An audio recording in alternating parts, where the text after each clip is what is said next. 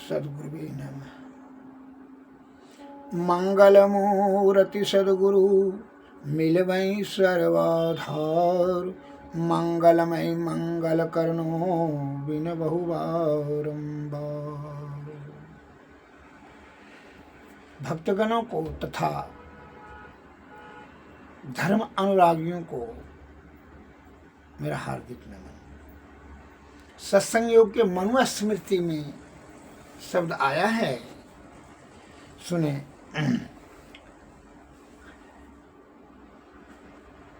अनुमंता विशेषिता निहंता क्रिया विक्रयी संस्कारता चौपहरता अच्छ खादक चेती घातका।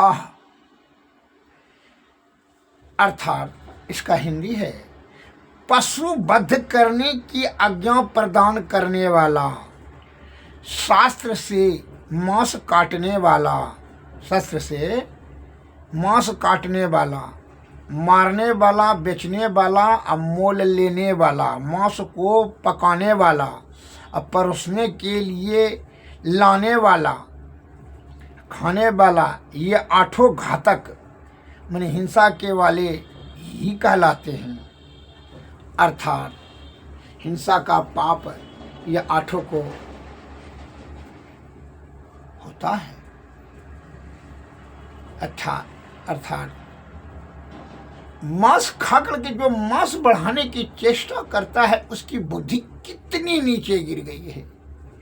जबकि आप शाकाहारी जीव हैं, चेतन जीव है। प्रकृति ने बड़ी कृपा कर करके यह तन जो है मोक्ष का प्रसाधन बनाया कि जीते जी यह तन से परमात्मा को प्राप्ति कर लेने की जो है आप प्रयत्न करें। लेकिन आप मांस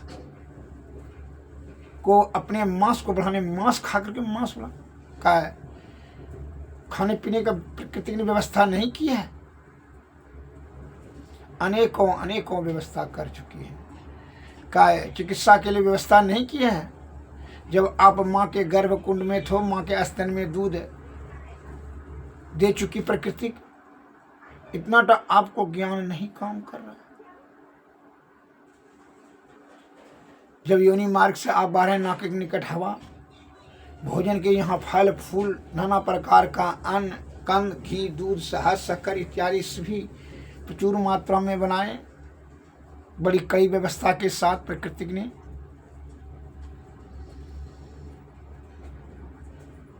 और आप काम भोग विलास में आनंद प्राप्त करने की इच्छा से, कुचेष्टा से, कोई इच्छा से विषय के अंतर्गत में आप सोचते हैं उत्तेजक पदार्थ खाएंगे तो उत्तेजना अधिक होगी और काम वासना में अधिक आनंद की प्राप्ति होगी। कितना आपका बुद्धि नीचे गिर गया आप समझ सकते हैं। इसलिए ओलियम वार्ड ने कहा है everything melts before that internal radiance. जो परवल जिज्ञासा उनकी सभी समस्याओं की समाधान अंतःकरण इंद्रियों में हो जाती है। हे बंधुओं, तुम मानव जीव हो जी। प्रकृति ने 9 महीना समय लगाया इसको बड़ा जतन से बनाने में, चेतन जीव दिया आपको, कल्पना शक्ति, बौद्धिक शक्ति,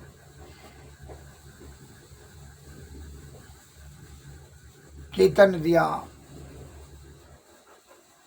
कितने मेहनत से शुद्ध चित्त आत्मा को रखने के बजाय या जीवात्मा को जीते जी मोक्ष प्राप्त कराने के बजाय आप पथभ्रष्ट होकर करके को विचार मन में उपस्थित कर ला कर करके विषया आसक्त होकर करके आप जो है मांस खा कर मांस बढ़ाने की कुछ चेष्टा करते हैं। क्या आपकी दुर्गति है।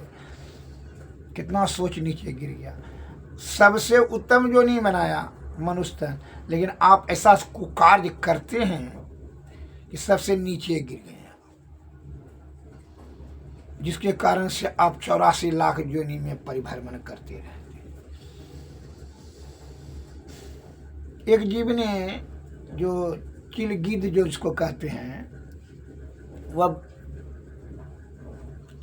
ब्रह्मा जी से शिकायत किया कि हे ब्रह्मदेव, सब जोनी से आप हमको नीचे में बनाएं, इसमें हमारा क्या अपराध था?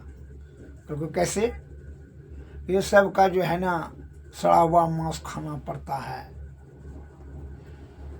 तो हमारा क्या अपराध था जो कि सब जीवों का मांस हमको सड़ा गला पचा खाना का पड़ता है?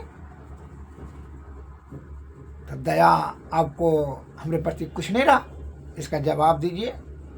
कहा ठीक है, इसका जवाब हम दे देंगे, पृथ्वी लोक पर चलिएगा, वहीं जो वो वृक्ष पर तुम रहना, पीपल का विशाल वृक्ष जो है नदी किनारे में, तो हाँ, क्योंकि उसी पर रहना जो है ना, 3 दिन में चले जाएंगे वहाँ, तुमको वहीं इसका जवाब देंगे। बात ठीक है प्रभु। वह आया पृथ्वी लोक पर और जो है वह विशाल वृक्ष पर प्रतीक्षा करते रहा कि ब्रह्मदेव आएंगे और जवाब देंगे। और वह नदी के किनारे में वह वृक्ष था, विशाल वृक्ष था। तो 1 दिन हो गया, 2 दिन हो गया, कि आए भी नहीं कर रहे हैं, कहीं जाएंगे लेकिन आए भी नहीं किए। बड़ा जो है ये तो दिमाग इनका निराश होने लगा कि ब्रह्मा जी आएंगे कि नहीं आएंगे, कि झूठी हमको बला दिए हैं। तो इतने में वो क्या देखता है कि मल मूत्र जो वहीं पर रहता था ना हमेशा बैठा, वो तो मल मूत्र त्यागता था, तो मछली टप टप खाते जाता था उसका मल, गिद्ध का, चील का। तो और वो तो देखिए रहा था, लेकिन जो है ना उधर से देखा क्या कि मछुआरा आया, महलदार, जो मछली मारता है। वह मछली मार करके देखा कि नदी के किनारे में लाया और उसी को पका करके खा लिया। तो जो होशियार था गिद्ध चील, तो उसने सोचा है, मैंने हम तो शिकायत किए थे कि सबसे नीचा जोनी में हमें, तो ये तो मनुष्य हमसे भी नीचा गिर गया। हमारा पैखाना जो है मल मूत्र, मछली खाया और मछली को पका करके मनुष्य खा लिया। ये तो झूठे डिंग मार रहा है, अपने आप कलम से लिख लिया कि बड़े भाग मानुष तन पावा। सब जो है सब जोनी से उत्तम में अपने आप को झूठे ही लिखता है, अपने कलम से अपने प्रशंसा करता है। कितना नीचा बुद्धि है, गिरा गिरा हुआ जोनी में है कि तो पहले सड़ा हम मांस खाते फिरते हैं और वह जी भी मल बनता है, तो वही मनुष्य मछली खाता है, मछलियों सबसे गंदे चीज खाता है और मछलियों को पका करके ये मनुष्य खा लेता है। हे भगवान, कितना ही सबसे नीचा है। तो बेकार है, उसका जवाब समझ लिया ब्रह्मा जी ने। अरे वो हो गया जवाब, इसीलिए ब्रह्मा जी ने कहा था कि जो है तुम वह वृक्ष पर बैठकर हमारा प्रतीक्षा करना, वही जवाब हम तुमको दे देंगे। यही जवाब दे दिया ब्रह्मा जी ने। हे ब्रह्म जी, अब जो है जवाब मिल गया, आपकी कृपा से ज्ञान हो गया, अतः आप सभी पर दया बराबर किए हैं, इसमें हम यह आपका कंप्लेन वापस ले लिया हम। यही चीज आप सोच रहे हैं, मनुस्मृति में जो कहा कि मांस खा करके मांस बढ़ाने की जो चेष्टा करता है, स्वमांसम परमासन यो वर्ध्यतुम इच्छति अन्यम भ्यवम पितृन देवाम ततः तः अंत्यो नास्ति अनुपुण्यकृतः। जो मनुष्य दूसरे के मांस द्वारा अपने मांस को बढ़ाने की इच्छा मात्र करता है, उससे अधिक दूसरा पापी कोई नहीं है। जब मैं नहीं कह रहा हूं, मनुस्मृति में लिखा हुआ है, वही शब्द मैं देशवासियों के समक्ष रख रहा हूं। आपने कहेंगे व्यक्ति अपने मंतव्य दे रहे, नहीं, इन मसखौका सब ने तो निंदा करवे करेगा संत महात्मा का, काहे वो पाप से आयुक्त है। तुलसी पिछले पाप से हरि चर्चा न सहाय, जैसे ज्वरों के ताप से अन्नों की रुचि जाए। जो पाप से पिछले जन्म जन्मन से पाप के दलदल में धंसा हुआ पाप कार्य करते हुए आ रहा है, उसको हरि का चर्चा अच्छा लगेगा। जैसे जिस प्रकार जो बुखार से पीड़ित हो जाता है, जिसको ज्वर हो जाता है, उसको खीर अच्छा नहीं लगता है, उसी प्रकार जो पापी है उसको सत्संग प्रवचन संत महात्मा ज्ञान की बात उसको अच्छा नहीं लगेगा। ये मांस मछली जब उसको कहें तो बड़का सत्संग नहीं होगा, तो वो अपना कहीं खाना है, उसको वो चीज़ को उसको सिद्ध करना है, इसलिए वह आलोचना करेगा। सत्य को झुटलाने की कितनी झूठी पाखंड बकवास करता है, और दूसरे को ही कहेगा, कुछ से कुछ बोलेगा। क्या उसको दुर्गुण तो छोड़ना नहीं है अपना, इसलिए दूसरे के सद्गुण पर वो उंगली उठा कर करके अपने दुर्गुण को छिपाने का झूठी प्रयत्न करता है। श्री सद्गुरु महाराज की जय। ये एक उदाहरण, ऐसे सैकड़ों उदाहरण है, लेकिन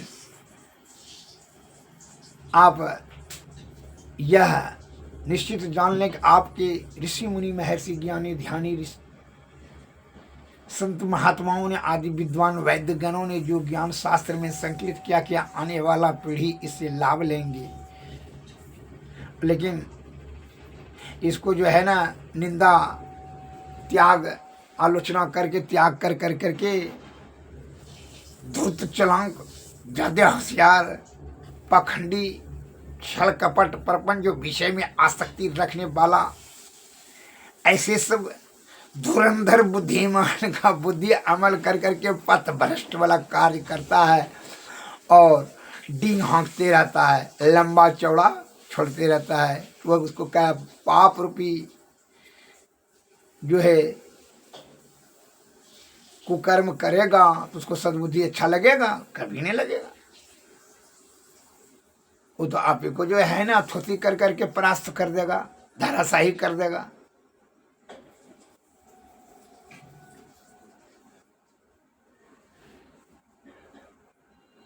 वो शास्त्र का प्रवचन का आदि संत महात्माओं का आलोचना करेगा। अरे यहाँ तक कि माता पिता का तिरस्कार करता है, गुरुजनों का तिरस्कार करता है, ईश्वर का तो बखान करता है कि ईश्वर कहाँ है, देखा है? देखने का प्रयत्न उसको दिखा दीजिए ला करके, कहाँ से को ला कर देखो उसको दिखा दीजिए। देखने का कोई नहीं, ज्ञान देखा है उसके लिए अध्ययनशील करोगे, अध्ययन करोगे, विद्यालय जाओगे तब ने में बीए पढ़ोगे तब ने तुम ज्ञानी बनेगा। और लेकिन वो कुछ करता नहीं है, मांस मछली झूठ का छल कपट परपंच सुराज सुंदरी कामनी कंचन के पीछे में जो है ना परेशान है। और वो बखान कैसे करेगा कि ईश्वर को दिखाओ। इस प्रश्नों का जवाब भी हमारे गुरु महाराज स्वामी महर्षि परमहंस जी महाराज ने दिए हैं। ईश्वर को देख सकते हो, देखने का विधि है। जिस प्रकार तू घी को निकालने के लिए तुम्हारे दादा दादी परदादा छरदादा सबने बड़े बूढ़े बुजुर्गों ने बताया कि दूध को भाई गरम करो, छाली कालो, फिर उसको सड़ाओ, उसको जो है फिर गरम करो, फिर उसको मथो, फिर निकालो, फिर उसको आगिन पर चढ़ाओ, तभी जो है घी होगा। यह विधि आप अपने बुजुर्गों से सीखें, ज्ञानियों ध्यान से सीखें। उसी प्रकार संत महात्माओं से न प्रश्न पूछिएगा तो उसके प्रश्नों का जवाब भी दिए हैं। एक सज्जन ने, पत्रकार ने जाकर पूछा नास्तिक ने कि बाबा भगवान को देखे हैं, दिखा सकते हैं? तो बाबा ने जवाब दिए कि तुम भी देख सकते हो तो देखो, तुमको देखना नहीं, तुम देखो। देखने का मैं विधि बता देता हूँ संक्षिप्त में। हमारे गुरु महाराज का है, युग नेत्र के किरण को अस्थिर करो रे भाई, जुगधार के मिलन से ज्योति जगेगी भाई, ज्योति में सर्वव्यापक गुरु गम से सुनो भाई। युग नेत्र के, दोनों नेत्र के किरण को यहाँ बिंदु पर स्थिर करने के लिए बोल रहे हैं। ईश्वर को देखने की विधि, शब्द को गंभीरता से सुने और समझें, और आपके प्रश्नों का जवाब जो ईश्वर जो पूछते हैं, जो लाम काम देते हैं, ढींग पतरा मारते हैं, व्यर्थ में प्रलाप करते हैं, वैसे सब पाखंडियों के लिए, नास्तिकों के लिए इसका जवाब है। इसको देखने का विधि बताएं हमारे गुरु महाराज स्वामी महर्षि परमहंसदास जी महाराज ने। सुन लीजिए उनकी शब्दों की गंभीरता को। जुग नेत्र के किरण को स्थिर करो रे भाई। कहाँ पर? दोनों भवों के बीच में बिंदु पर, बिंदु मनता सूक्ष्म कण, दोनों नेत्र के किरण को यहाँ स्थिर कर दीजिए।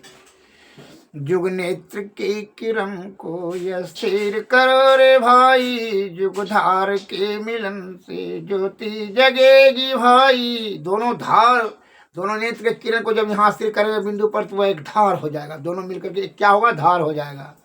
और तब वहाँ क्या हुआ? वही जुगधार के मिलन से दोनों का धर जब एक धार हो जाएगा, तो जुगधार के मिलन से ज्योति जगेगी भाई। ज्योति में प्रकाश जगेगी भाई। कहा ज्योति में सर्वे व्यापक गुरु गम से सुनो भाई। वही ज्योति में, वही प्रकाश में सर्वव्यापक, इसको कहते हैं भगवान, ईश्वर, अल्लाह, गॉड, सर्वव्यापक गुरु गम से सुनो भाई। वहाँ स्वयं शब्द उत्पन्न होने लगेगा। सुनो भाई कहाँ? देखो नहीं, या स्थूल नेत्र से, जो कि नाशवान जरने वाला चीज है, नाशवान चीज से अविनाशी चीज को देखने की वस्तु की कल्पना भी आप नहीं कर सकते हैं। इसलिए हमारे गुरु महाराज ने कहा, देखो भाई नहीं कहा है, सुनो भाई। क्या अनहद पर जब यह जीव आत्मा जब चला जाएगा, शब्द गुंजायमान होगा, स्वयंभू शब्द, जिसको धूर शब्द कहा जाता है। ओम ओम ओम की ध्वनि सुनाई पड़ेगा। ये बोलने का, मुंह से बोलने का वहां जरूरत नहीं रहेगा। और जब वह यह जीवात्मा वहां चला जाएगा, तो स्वयं शब्द उत्पन्न होने लगेगा, ध्वनि उत्पन्न होने लगेगा। तो ये कह रहे हैं वहां सुनो भाई, ज्योति में सर, अब समझ लीजिए वही ईश्वर का ही ध्वनि है। वहां जीवात्मा जब चला गया, तो फिर पाप, ताप, संताप, जीना मरना झंझट ही समाप्त हो जाएगा आपका। तब समझ लीजिए वहां ईश्वर के निकट अब वह जीवात्मा को अब याद हो जाता है। क्या? हाँ, यही रास्ता है ईश्वर तक पहुंचने के लिए। फिर जो है वो त्रिकालदर्शी हो जाता है। मन वहां नहीं पहुंच पाता है, कोई भी उनसे जो है क्या कर्म पाप नहीं होगा। वो कर्म को कर्म से परे होने लगता है, त्रिकालदर्शी हो जाता है। बिना कान का, बिना आंख का जो है उस समझ में आ जाता है। भूत, भविष्य, वर्तमान तीनों अनहदनाथ के बल पर देख सकता है, समझ सकता है, सुन सकता है।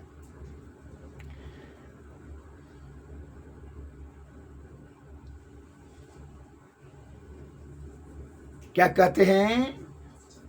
जुग नेत्र के किरण को स्थिर करो रे भाई, जुगधार के मिलन से ज्योति जगेगी भाई। ज्योति में सर्वव्यापक गुरु गम से सुनो भाई। सूरत ने शब्द को खींच कर देगा प्रभु से मिलाई। कैसे? जिमी दूध के मथन से निकलेगी जतन से, तिम ध्यान के लगन से ब्रह्म को निहारो। जिस प्रकार जिमी दूध के मथन से निकलेगी जतन से, तुम्हें ध्यान के लगन, उसी प्रकार ध्यान के लगन से परब्रह्म को निहारो। देखो, परब्रह्म की प्राप्ति करो। सूरत ने शब्द को खींचकर क्यों प्रयोग किया? शब्द की गंभीरता को इसलिए कहते हैं, संतन की मति अति गोई, इसे जाने नहीं कोई। ज्ञानियों के बात को जो बूझे, उसे तीनों लोक सूझे। बहुत छल कपट प्रपंच जमा करते करते तुम अपने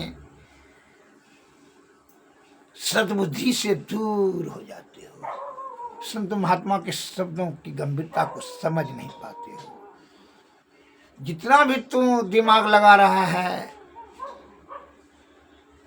असंत महात्मा जो दिमाग लगा रहे हैं कि लौकिक और अलौकिक परम आनंद और परम आनंद प्राप्त कर लिया, तुम कितना जितना दिमाग लगा रहे हो केवल आनंद प्राप्त करने के लिए, जो कि वह अंत में दुखदायी होता है। स्पष्ट शब्दों में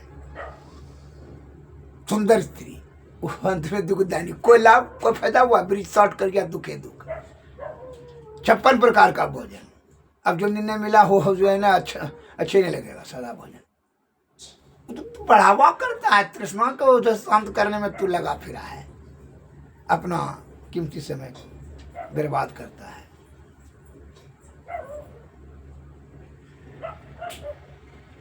और कितना अहंकार होता है, अपने आप को कितना सियाना और होशियार समझते हैं, बड़ी बुद्धिमान है। बुद्धिमान तो तू है ही है, इसमें संशय थोड़ी है। विवेकशील नहीं है, चोरों बड़ी बुद्धिमान होता है। 100 बुध राजा 1000 बुध चोर, अल्लू 4 बुद्धि कहीं लगा और बहुत बुद्धिमान होता है। लेकिन वही बुद्धि अगर यदि सद्मार्ग से चलते हुए सतलोक की प्राप्ति करने अर्थात परब्रह्म की प्राप्ति में वो लगा दे, तो फिर कितना परम आनंदमय हो जाएगा, उनका जीवन कृतार्थ हो जाएगा। लेकिन करता क्या है, क्षण भंगुर आनंद प्राप्त करने में लगाता है, जिसके कि जबकि जानता है मौत तो निश्चित है, तो भाग नहीं सकता। कतना बुझे मौत से नहीं भागेगा, मौत तो होगा ही, लेकिन इस जीवात्मा की दुर्गति नहीं हो, फिर 84 लाख जोनी में नहीं जा, यही बुद्धि लगाओ।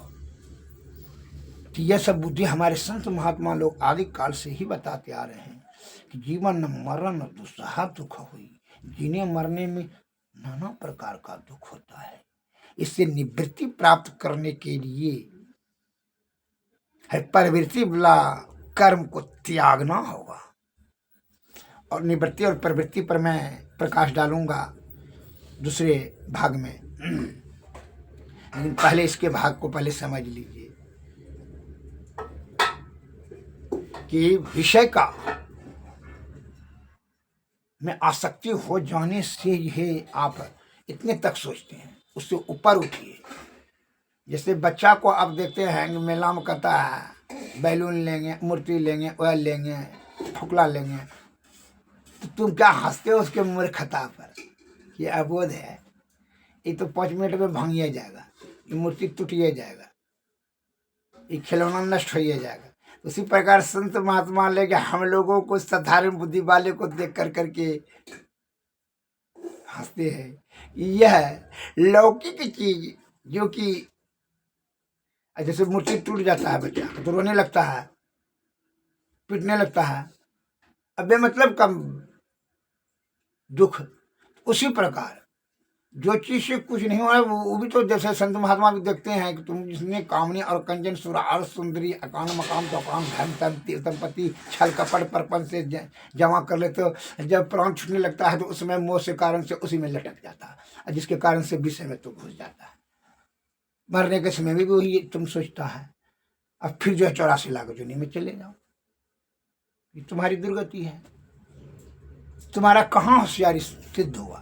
जिस प्रकार तुम बच्चे को देख कर बोका समझता है कि जो बच्चा है बुड़बक है, उतना ज्ञान नहीं है, उसी प्रकार संत महात्मा भी तो हम लोगों को ही बुड़बक समझते हैं कि क्षणभंगुर सुख के पीछे वह पागल की तरफ भाग रहा है। रे मूर्ख, जैसे तुम उसको मूर्ख समझते हो, संत महात्मा हम लोगों को मूर्ख समझते हैं। यही चीज को सार समझिए। तो अब आप लोग समझ गए होंगे ईश्वर को देखने का विधि। नहीं समझे? बोलिए नहीं समझे तो और एक बार कह देते हैं। ऐसा क्यों कहा? सूरत ने शब्द को खींच कर देगा प्रभु से मिलाई। यह शब्द कहने का क्या जरूरत है जरूरत। इसकी शाब्दिक अर्थ आप नहीं समझिएगा, साधारण बुद्धि वाला जिसको अध्यात्म ज्ञान नहीं है, समझ लीजिए, मैं बता रहा हूं उस पर। सूरत ने शब्द को देगा, सूरत में क्या होता है? ध्यान, जीवात्मा, प्राण खींच कर देगा प्रभु से। खींच करके, खींचने का मतलब यह होता है कि कोई चीज नीचा गिर गया है, उसको ऊपर खींच करके। सूरत ने शब्द को ध्यान ने शब्द को मैंने प्राण को, जीवात्मा को खींच कर देगा प्रभु से मिलाई। मैंने सूरत शब्द को निशब्द में मिला देगा, निशब्द को ही परब्रह्म कहा जाता है। किसने खींच कर करके? सूरत ने शब्द को। सूरत में ध्यान का जो बराबर जो सुषमना नाड़ी में जो ध्यान बना रहेगा, अन्य पर जाएगा, तो वह ध्यान रूपी जो है रास्ता से, जैसे मान लिया हमको दिल्ली जाना है तो यहाँ से रास्ता है कि नहीं, रास्ता से पहुँचा देगा कि रास्ता जाना तो हमको है, लेकिन रास्ता सही पकड़ेगा तब वहाँ पहुँचा देगा। इसलिए ध्यान का जो हमेशा जो लगन रहेगा आपको, तो वही लगन से शब्द को, मैंने जीव को ऊपर खींच करके, कहा नीचे गिर गया है। एक आदमी नहीं समझा क्या अर्थ इसका, नीचे गिरने का। देखिए, सुप्ता अवस्था में जब सो जाते हैं तो प्राण वायु जो है, प्राण जो है यहाँ हृदय में आ जाता है, और सपना अवस्था में कंठ में, और जागृत अवस्था में नेत्र में। तो आपका प्रश्न उठता होगा कैसे साबित कर सकते? साबित कर देते हैं। आपका एक ठोक के देखे, कान तो खुले रहता है, आंख खुले रहता है, नाक भी खुले रहता है, ठीक सुतले अवस्था में। तो क्या खुशबू बदबू का आपको पहचान होता है? जब सो जाते हैं तो आंख खुले रहता है, दिखाई पड़ता है आपको, कान खुले रहता है, शब्द सुनाई पड़ता है? नहीं सुनाई पड़ता, जब गहरी निंदा में चले जाते हैं।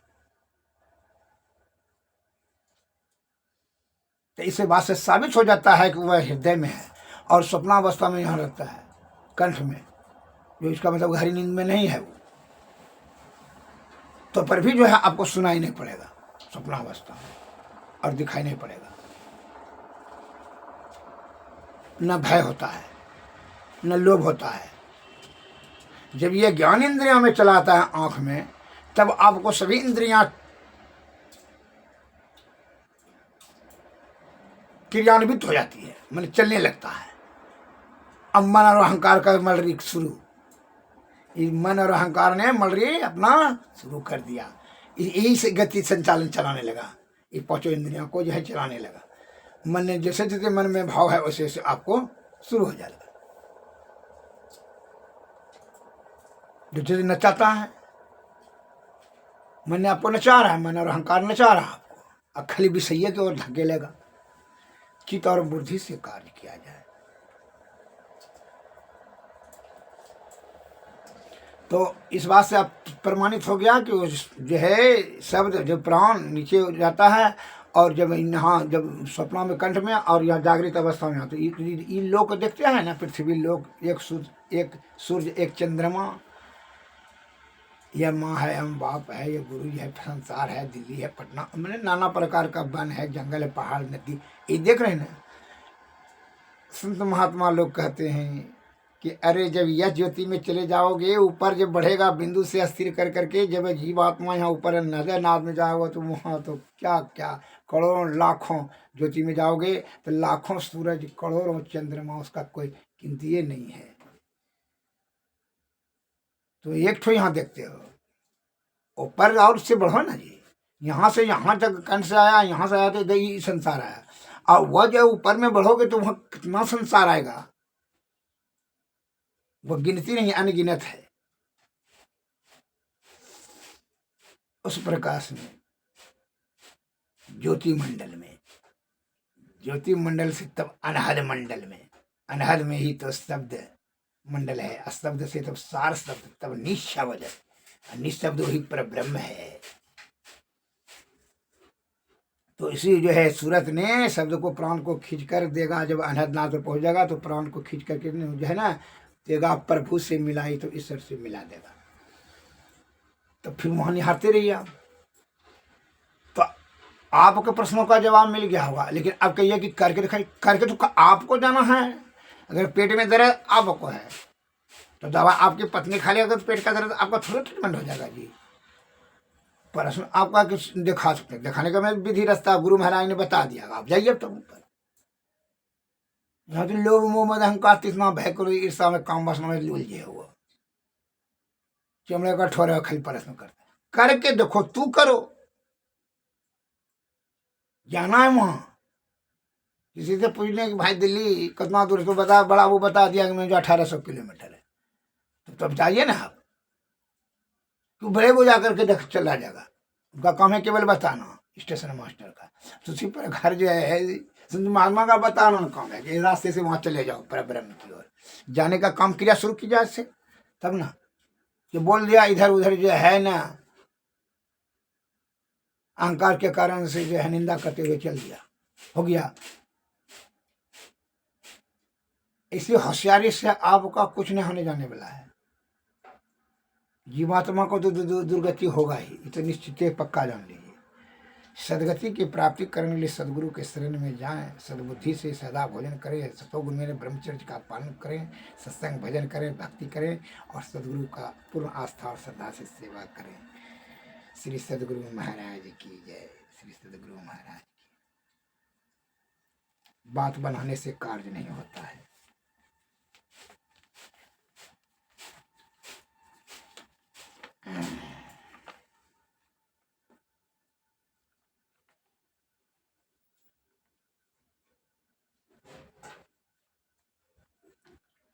तो गुरु की कृपा से ही आपको, यदि गुरु की कृपा चाहिए, उनकी प्रकाश की जरूरत है, क्योंकि इसलिए अंधकार कोठी में तू भटक रहा है। तो गुरु ने मार्गदर्शन बताए हैं, गुरु को जो है टहल कीजिए, गुरु का सेवा पूर्ण श्रद्धा और आस्था से कीजिए। इसलिए गुरु महाराज ने लिखा है, सतगुरु चरण टहल नित करिए, नर्तन के फल ही है, जुग जुग जग में सोवत बीते, सदगुरु दिहल जगाए।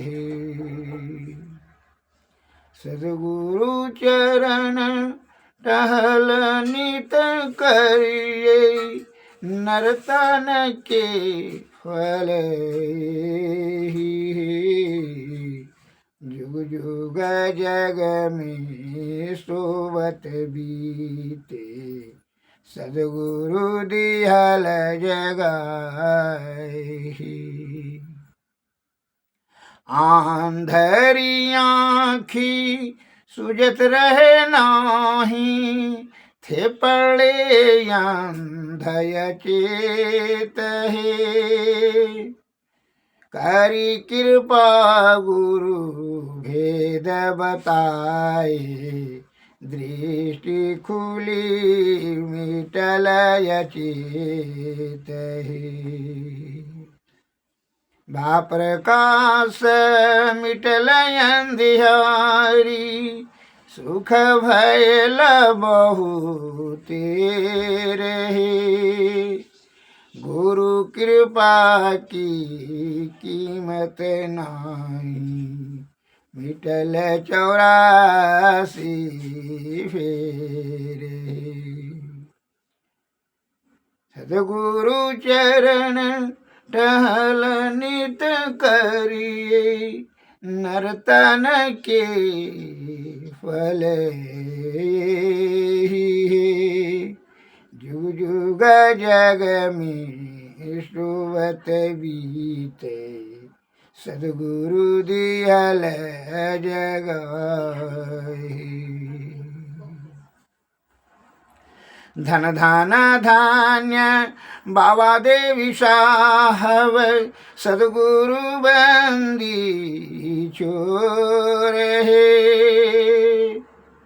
तुम श्रम भेदी नाही दयालु, मैं ही कहता कर जोरी, सदगुरु चरण टहल नित करिए, नर्तन के फल ही, जुग जुग जग में सोवत बीते, सदगुरु दिहल जगाए। श्री सद्गुरु महाराज की जय, श्री सद्गुरु महाराज की जय।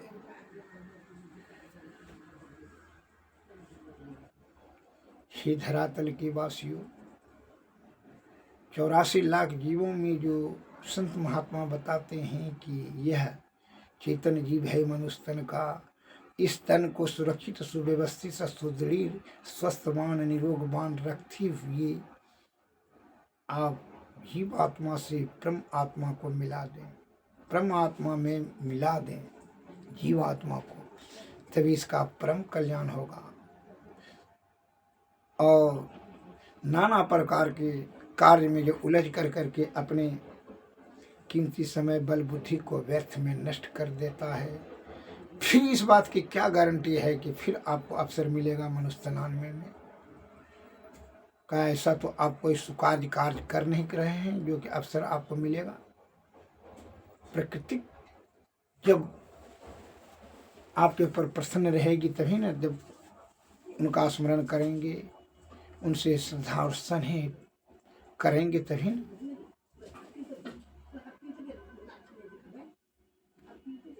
अतः हे हमारे चेतन जीव मनुष्य तनधारियों, हम लोगों का सर्वोत्कृष्ट कार्य है इस जीते जी में ही, जीवित अवस्था में ही यह जीवात्मा को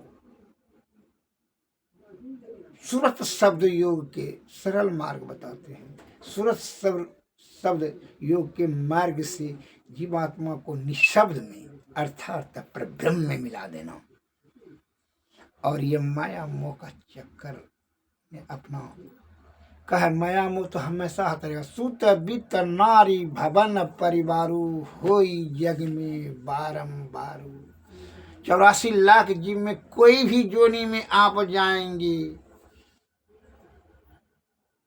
तो सुत और बीत और नारी, सुत बना बेटा, बीत बना धन, नारी स्त्री, सुत वित्त नारी भवन मकान, कीड़ों मकोड़ा अपना मकान बनाने में ही लगा रहता है, चिड़ियों जानवरों अपना मकान बनाने में लगा रहता है।